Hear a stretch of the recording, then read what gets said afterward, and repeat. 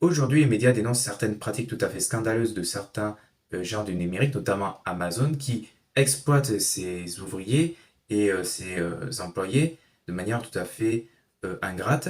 Et le pire dans tout ça, c'est que les métiers les moins qualifiés, les plus ingrats, sont réservés à une population immigrante venant du Mexique. Certes, c'est une situation tout à fait scandaleuse, mais ce n'est rien comparé à la situation qu'a connue les États-Unis, notamment durant la Grande Dépression des années 30. Donc la Grande Dépression, pour vous rappeler, c'est une crise financière qui va durer une décennie. C'est à cause de cela que va se développer une grande pauvreté.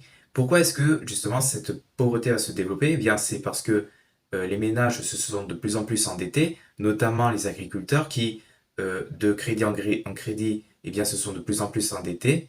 Certes, nous avons une des premières causes de la Grande Dépression, c'était l'explosion de la bulle spéculative boursière, certes, avec notamment le vendredi noir à la bourse de New York, mais ce n'est pas le seul événement qui explique cette Grande Dépression. Non, le plus grand et le plus important facteur de cette Grande Dépression, ça a été le fait que certains agriculteurs ont été expropriés. Ils n'ont pas pu faire face à leurs dettes ménagères, ils n'ont pas pu faire face aux dépenses, et du fait de tous ces phénomènes, eh bien, du coup, ils cherchaient du travail pour pouvoir subvenir à leurs besoins et pour pouvoir survivre. C'est ainsi que s'est passé un grand mouvement de migration d'est en ouest, allant de l'Oklahoma jusqu'en Californie. Steinbeck a voulu dénoncer cette pauvreté avec l'un des ouvrages les plus importants de sa carrière, Les raisins de la colère. Dans cette vidéo, je vous propose de vous faire le résumé des raisins de la colère, mais aussi et surtout de vous expliquer en quoi cet ouvrage a été important, comment il a impacté les États-Unis, comment et surtout pourquoi Steinbeck se sentait en danger au moment de la parution de son ouvrage. Parce que au travers de la dénonciation de la surexploitation de certains étrangers, de certains immigrants, eh bien, il a provoqué la colère des propriétaires des grandes fermes, des grands exploitants. C'est pour ça que sa vie était en danger, ou du moins, c'était l'homme à abattre. Le roman commence par une description poétique des lieux, et notamment avec la sortie de Tom Joad, un ancien prisonnier, qui justement, il est allé en prison parce qu'il a tué quelqu'un. Ce rythme tout à fait lent, poétique, va s'accélérer et brusqué par l'arrivée d'un messager de la banque qui les informe qu'ils doivent partir de leur terre et quitter leur terre. Tout simplement parce qu'ils n'arrivent plus à faire face aux dettes de la banque, comme je vous l'ai expliqué précédemment. Du coup, la famille Jode, qui se retrouve à devoir quitter les lieux, ne savent pas où aller, malheureusement, mais tout ce qu'ils savent, c'est qu'ils doivent quitter les lieux. Et souvent, ils demandent à parler à la banque, mais le problème, c'est que, eh bien, la banque, c'est une personne morale, donc c'est pas une personne à laquelle on peut faire face directement. C'est pas une personnalité physique. Malheureusement, eh bien, ils ne peuvent tomber sur personne, personne pour les aider, et ils se retrouvent à devoir trouver une solution, et ce, rapidement. Ce phénomène est dû... Pourquoi est-ce que, justement, les Jodes n'ont plus d'argent? Pourquoi est-ce qu'ils n'ont plus de rentrée d'argent? Eh bien, cela est dû à une mauvaise récolte. Pourquoi est-ce qu'il y a eu cette mauvaise récolte? C'est dû à un phénomène catastrophique tant sur le plan économique que écologique. Je parle des Dust Bowl. Donc, c'est les tempêtes de sable. Du coup, nous avons notre personnage principal, qui est Tom Joad, qui est un ancien prisonnier qui a tué quelqu'un par un coup de pelle, mais en fait, il se défendait contre quelqu'un qui l'agressait au couteau.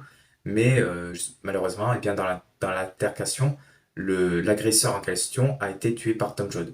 Du coup, il a fait seulement 2 ans de prison et il repart retrouver sa famille. Sa famille qui, justement, est en train de plier bagages et ils sont en train de partir tous. On peut voir un second monstre, ce sont les tracteurs. Alors les tracteurs, ils détruisent tout sur un passage, ils cultivent la terre de manière mécanique, donc on assiste donc à un phénomène de mécanisation de l'agriculture. Ce phénomène de mécanisation conduit à la suppression des emplois. Et justement, les tracteurs, qui sont-ils? Enfin, les ouvriers agricoles, ce sont en fait, ce ne sont pas de véritables agriculteurs, ou du moins, il n'y a plus de lien entre l'agriculture, entre d'une part l'agriculteur qui cultive sa terre, et d'autre part un ouvrier agricole qui utilise des machines pour pouvoir récolter pour pouvoir cultiver la terre. Leur camion, c'est le seul endroit où ils peuvent, justement, ça représente l'espoir, le fait de pouvoir voyager où ils veulent et de s'en sortir. Ils ont trouvé une solution, c'est le fait d'aller en Californie pour pouvoir trouver du travail et ramasser du coton. Ils doivent ainsi emprunter la route 66. Ainsi, toute la famille, donc je vous rappelle qu'ils sont 11 dans cette famille, nous avons le père, la mère, le fils, donc Tom Joad, la grand-mère, le grand-père, Al, Rose de Saron, Connie River, Noah, Ruthie, l'oncle John, et nous avons enfin un 12e personnage qui est tout à fait capital, qui, d'une certaine manière, vous le verrez, est la figure politique de ce roman. C'est un petit peu la voix de Steinbeck, c'est le personnage de Casey. Donc c'est un ancien pasteur qui, justement, a perdu son emploi, il ne peut plus faire son emploi habituel. Il a perdu espoir, il perd peu à peu espoir en Dieu, et dans le fait de pouvoir les aider. Du coup, c'est pour ça qu'il rejoint les Joad dans leur aventure. Durant ce voyage, ils ont de nombreux problèmes, donc à commencer par l'essence et le fait de pouvoir se nourrir. Donc ils puisent dans leurs économies, dans leurs dernières économies pour pouvoir peu à peu manger et tout ça. Et ils s'arrêtent dans des petits bistrots, dans des petits endroits.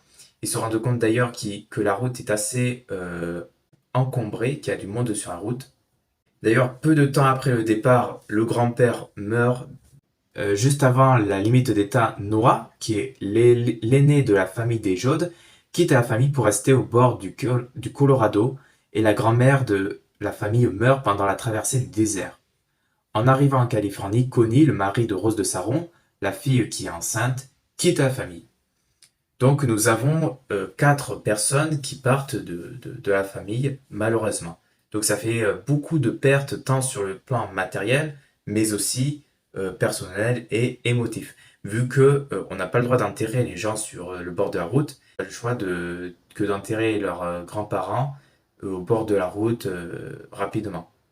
Ainsi, ils sont arrivés en Californie. Ils pensent pouvoir arriver dans un fabuleux endroit tout à fait magnifique où justement ils pourraient avoir du travail pour tout le monde. Ce voyage tout à fait éprouvant, ils arrivent en Californie et à un moment ils se trouvent face à un verger tout à fait magnifique et ils pensent avoir du travail, ce qu'ils pensent au début.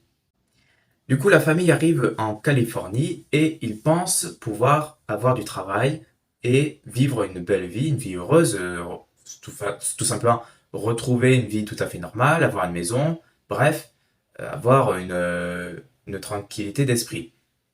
Du moins, ça, c'est leur première impression sur le sujet. Ils se disent que c'est un pays magnifique. Bref, c'est un petit peu comme l'Eldorado au pays de Candide. Mais rapidement, même très rapidement, après leur arrivée en Californie, ils se rendent compte que ce n'est qu'un rêve, malheureusement, ce n'est qu'une déception. Notamment lorsqu'ils arrivent dans un Hooverville. Donc c'est une sorte de bidonville où justement les immigrants arrivent en masse et se réunissent au même endroit, un petit peu comme des bêtes sauvages. Voilà. Du coup, ils arrivent dans ces lieux et déjà c'est très sale et c'est très mal organisé. Bref, en plus on voit que les gens sont assez pauvres, qu'ils ont faim et surtout qu'il n'y a pas de travail. Et notamment cette déception est surtout symbolisée par cette discussion. Il n'y a pas de travail. Effectivement, il n'y a pas assez de travail pour tous ces immigrants. Ils étaient à peu près 500 000 à émigrer en Californie au moment de la Grande Dépression. Et il n'y avait même pas, alors sans vous dire de bêtises, il n'y avait même pas 200 000 emplois. Donc il y avait beaucoup trop d'emplois pour une main-d'œuvre. Justement, les propriétaires, voyant cela, ont profité de la situation pour faire baisser les prix, enfin pour faire baisser les salaires plutôt. Mais le problème, c'est que les salaires sont tellement bas, les salaires ils sont tellement sous-payés que ça permet même pas de gagner leur vie et de pouvoir vivre tout simplement de leur travail. Ils n'arrivent pas à tenir tout simplement. En plus, autre scène tout à fait importante, c'est la scène où nous avons un entrepreneur, un soi-disant entrepreneur, hein, mais en fait c'est un fermier, hein, qui justement cherche des employés et il est accompagné d'un chef de la police, enfin de deux chefs de la police, une personne qui va s'interposer à l'entrepreneur, il va dire ne le croyez pas, ce sont des menteurs, ils vont vous sous-payer et n'allez pas, n'allez pas là-bas. Le policier en question va essayer tant bien que mal de l'arrêter. Tom s'interpose dans la discussion, il met une droite au chef de la police, le met KO, il s'enfuit. Et justement, c'est Casey qui va justement protéger Tom en disant que c'est lui qui a mis la droite en question au policier. Et c'est pour ça que Casey va se sacrifier pour Tom et il va aller en prison à sa place. Dans toute cette atmosphère tout à fait horrible, nous avons une bouffée d'oxygène au moment où les Jodes vont dans un camp du gouvernement à Whitspatch. Whitspatch. Désolé pour la prononciation, c'est mauvaise. Du coup, ça permet aux Jodes de respirer, de pouvoir s'acheter de la viande, de pouvoir se laver, de même pouvoir se distraire. Pour une fois qu'ils ont enfin les gens au camp les traitent de manière tout à fait normale, comme des êtres humains, ça permet d'être mieux, tout simplement, d'être plus heureux.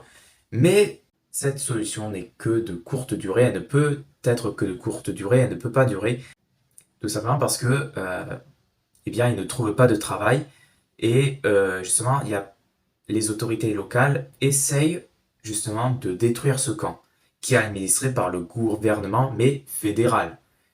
Et justement, les autorités, pour ce faire, en fait, ils essayent d'infiltrer des personnes dans ce camp qui ont pour but, en gros, de déclencher des bagarres. Les administrateurs, les directeurs de ce camp font tout pour que justement ces bagarres n'éclatent pas. Mais on comprend que cette solution n'est que de courte durée. La famille Jode quitte à contre-cœur le camp du gouvernement dans le but de trouver du travail. Mais on sent tout d'un coup que l'enthousiasme n'est plus au rendez-vous de la situation.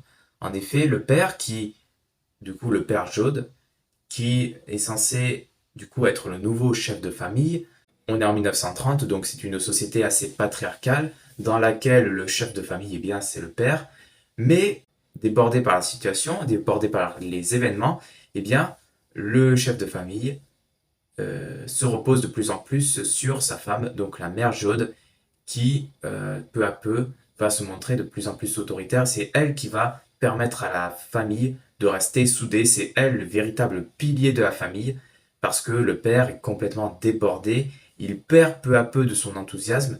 Il essaye de motiver les troupes, en fait, de motiver les hommes à aller chercher du travail. Mais malheureusement, à chaque fois, ils sont confrontés à des refus.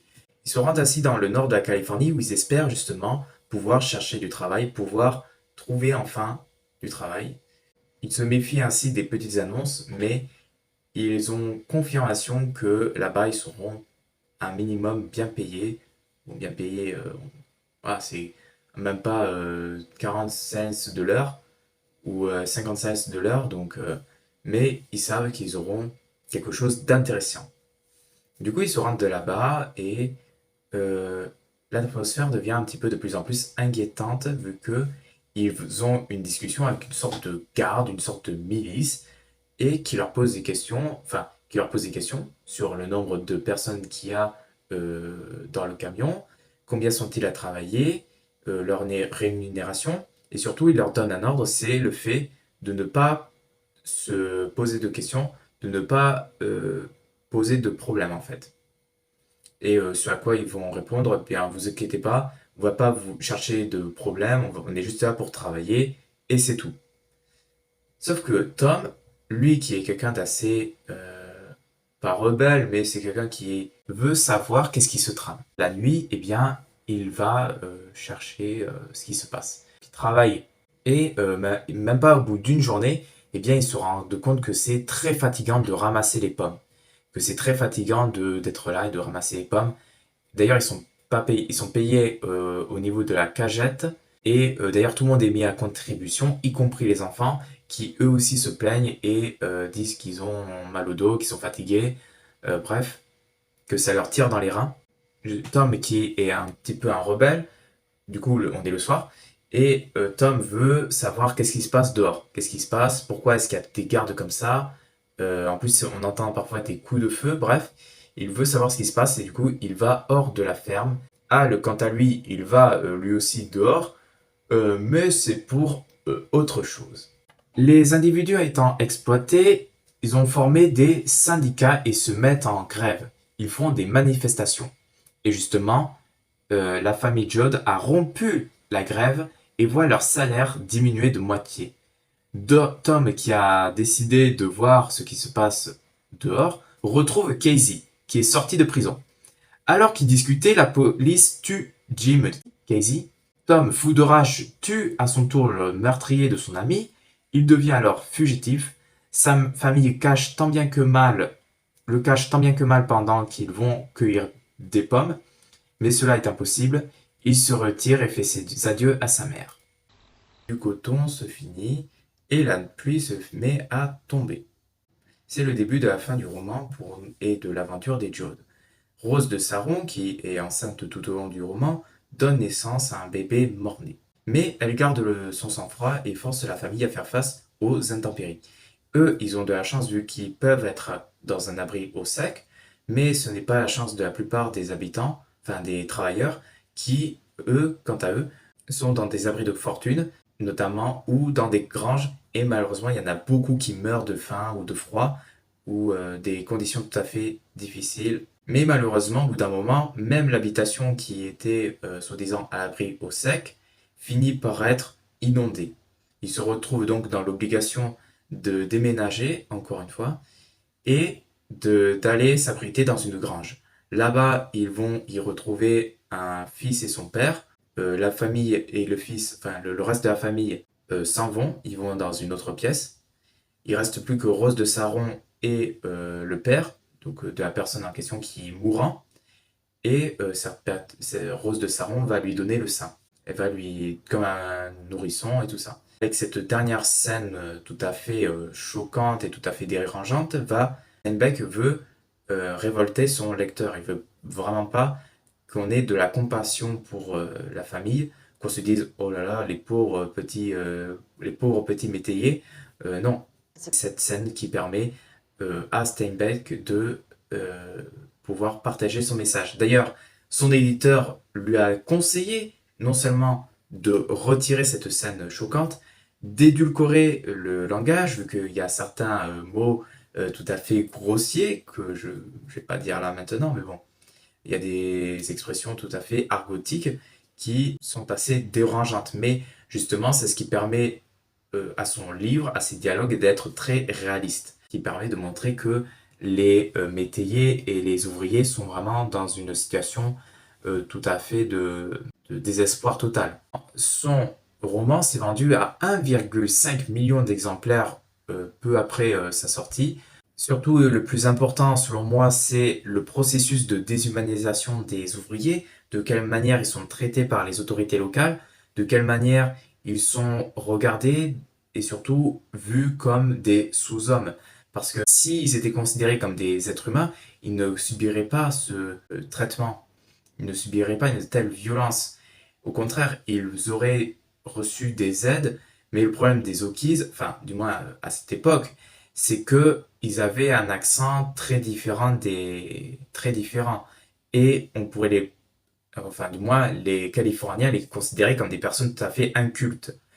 Et d'ailleurs, que ce soit leur danse, leur culture, leur accent, bref, tout faisait penser ou prêtait à penser qu'ils venaient d'un autre pays carrément. Et du coup, qui ne méritaient pas une grande attention. D'ailleurs, les Californiens n'étaient pas contents de voir tous ces immigrants arriver vu que ils faisaient baisser les salaires. De plus, ils étaient pauvres, donc ce n'étaient pas de bons touristes. Voilà, ce n'étaient pas des touristes qui allaient commercer, échanger avec eux. Non, c'était des personnes qui étaient là pour travailler. En plus, ils sont complètement désespérés, donc ils ont vraiment cette rage de travailler, et ce, malgré, dans des conditions indécentes et pour des salaires tout à fait insultants.